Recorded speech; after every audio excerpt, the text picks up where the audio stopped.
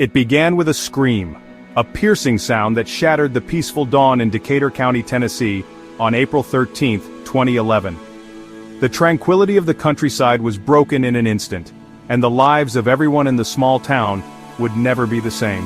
Holly Bobo, a 20-year-old nursing student with a bright future ahead, was getting ready for her day.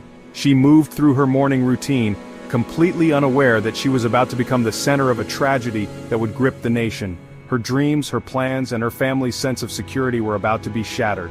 In broad daylight, just steps from her own front door, Holly was abducted. The safety of her home, a place she had always felt protected, was violated in a matter of seconds. Her brother Clint inside the house heard the scream, but at first thought it was nothing out of the ordinary. He had no idea that his sister was in grave danger just outside. The abductor, dressed in camouflage, led Holly into the dense woods behind their home, vanishing into the trees without leaving a trace. The image of Holly being taken would haunt her family and the community for years to come. The Bobo family's panic quickly spread, setting off a massive search effort. Friends, neighbors, and strangers joined together, combing the woods and fields. It became one of the largest and most desperate searches in Tennessee's history. As hope battled against fear, investigators soon found blood in the carport, undeniable evidence that something violent had occurred. This was no ordinary disappearance. It was clear that Holly had been taken by force. Holly's belongings were left scattered on the ground, her purse and personal items abandoned in haste. In a single moment, her life was interrupted, and her family's world was turned upside down. The community, once peaceful and trusting, was suddenly gripped by fear and disbelief. Neighbors gathered, comforting one another, struggling to comprehend how such a thing could happen in their own backyard. The audacity of the crime, abducting a young woman in broad daylight with her family just steps away, was chilling. It shattered the illusion of safety that the town had always known. As the sun continued to rise, hope began to fade. The sense of dread that settled over the town would linger for years, casting a long shadow over every sunrise that followed. The search for Holly Bobo had begun in earnest, with volunteers and law enforcement working tirelessly. But as hours turned into days, answers remained elusive, and the community's anxiety grew. This was not just a missing person case, it was a nightmare that refused to end, leaving a family and a town forever changed, searching for hope in the face of unspeakable terror. It was a quiet morning in the Bobo household, and Clint Bobo was on the phone with his mother, chatting about the day ahead. The house was peaceful, sunlight streaming through the windows, and nothing seemed out of the ordinary. Suddenly, that calm was shattered when Clint heard a piercing scream from outside, Holly's voice, unmistakable and filled with terror. Rushing to the window, Clint looked out and saw a sight that would haunt him forever. Holly, his younger sister, was being led into the woods by a man dressed head to toe in camouflage. At first, Clint tried to make sense of what he was seeing. He assumed the man must be Holly's boyfriend, Drew, who was known to hunt in the area. Clint reassured his mother, mentioning that Holly was probably just with Drew. But as he watched, unease crept in. The man's grip on Holly was too tight, and her voice sounded strained, not like someone with a loved one. In reality, Drew was miles away, nowhere near the property. The realization hit Clint too late. Something was terribly wrong, and Holly was in grave danger. Clint's frantic 911 call captured the family's panic and confusion. Law enforcement sped toward the scene, sirens blaring, but precious minutes had already slipped away. By the time officers arrived, the house was eerily quiet. Holly and her abductor had vanished into the dense Tennessee wilderness, leaving behind only questions and fear. Clint, the only witness, was left reeling with guilt and endless questions. What if he'd recognized the danger sooner? Could he have stopped it? The carport outside told a silent story.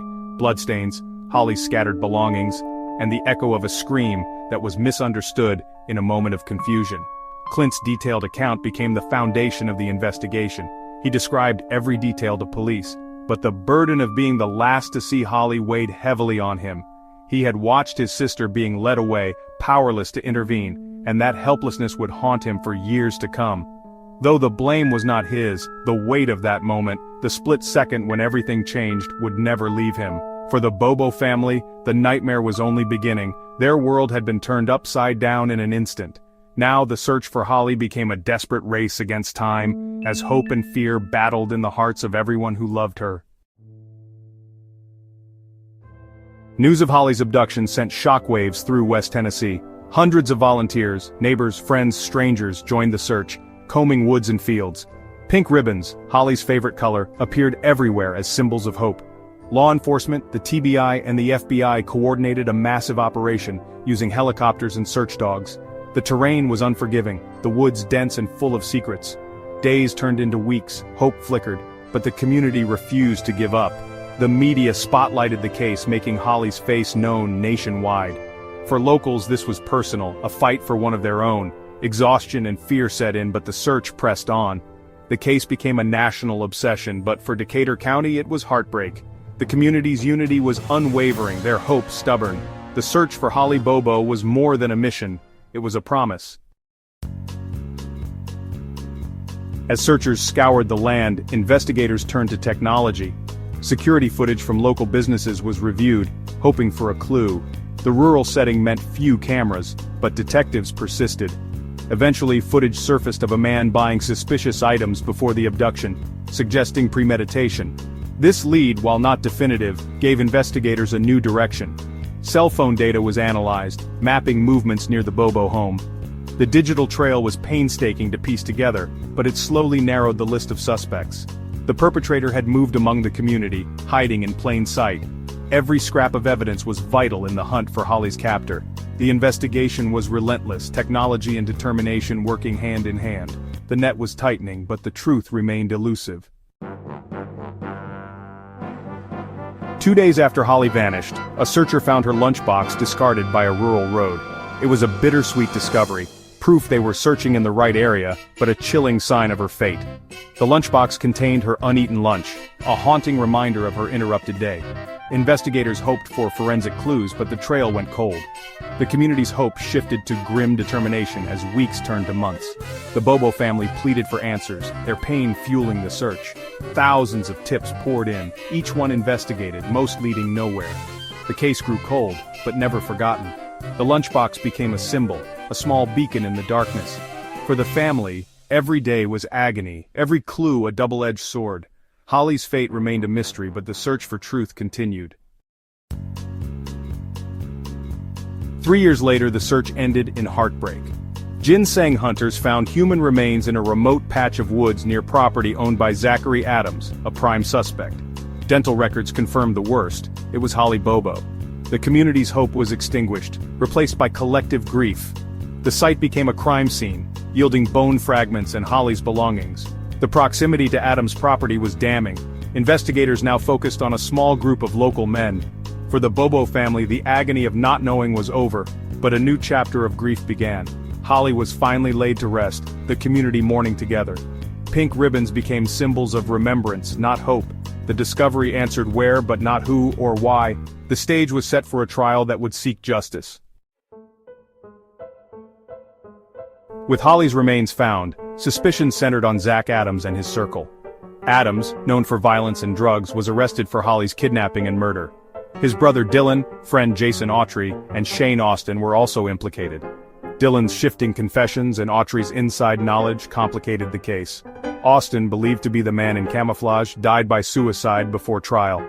The suspects were not masterminds, but part of a dark underbelly in the community. Drugs, violence, and secrets bound them together. Investigators unraveled a disturbing narrative of depravity and betrayal. The prosecution faced the challenge of untangling lies to build a case. Justice for Holly depended on exposing the truth behind this web of evil. The trial of Zach Adams began in September 2017, drawing national attention and promising long-awaited answers for Holly Bobo's devastated family and the entire community. The courthouse was filled with tension, as people hoped for justice after years of uncertainty and pain. Jason Autry, a key witness hoping for a lighter sentence, took the stand and described Holly's final hours in chilling, unforgettable detail. His testimony was graphic and emotional, painting a vivid picture of the events that unfolded. According to Autry, Adams, along with Dylan and Austin, committed unspeakable acts, raping Holly before plotting to dispose of her body. The courtroom was silent as he recounted the horror. Autry revealed that Holly was still alive, terrified and pleading, as they prepared to dump her in the river. The pain in his voice was evident as he described her desperate final moments. Fearing they would be caught, Adams made a fateful decision. He shot Holly, ending her life in a moment that would haunt everyone involved forever. Their original plan to hide her body was interrupted, forcing them to hastily bury her in a remote, shallow grave, hoping their crime would remain hidden. The jury listened in horror, many visibly shaken, as the gruesome truth emerged piece by piece. The emotional weight in the room was palpable. The defense fiercely attacked Autry's credibility, highlighting his criminal history and drug use, and questioning every detail of his account in an attempt to cast doubt. But despite the defense's efforts, the jury found Autry's testimony compelling, especially as it was supported by circumstantial evidence and corroborating details. In the end, Adams was found guilty of murder, rape, and kidnapping, receiving a sentence of life in prison plus 50 years, ensuring he would never walk free again. For Holly's family and the community, justice had finally been served after years of agony, uncertainty, and heartbreak. The community could finally begin to heal, coming together to remember Holly. Though the scars of her loss would remain for years to come, Holly's story had reached its legal conclusion, but her legacy of hope, resilience, and the fight for justice was just beginning. The convictions brought closure, but questions lingered. Appeals and new evidence kept the case in the public eye. Holly's family turned grief into action, championing the Holly Bobo Act, raising the age for missing person alerts in Tennessee. Her legacy lives on in the law and in memorials across her hometown. The community honors her with the Holly Bobo Memorial Parkway and a Riverside Cross. Holly's story is a reminder of resilience, justice, and the power of a community united by hope. Her spirit endures, inspiring kindness and vigilance. For more true stories of justice and resilience, subscribe to our channel.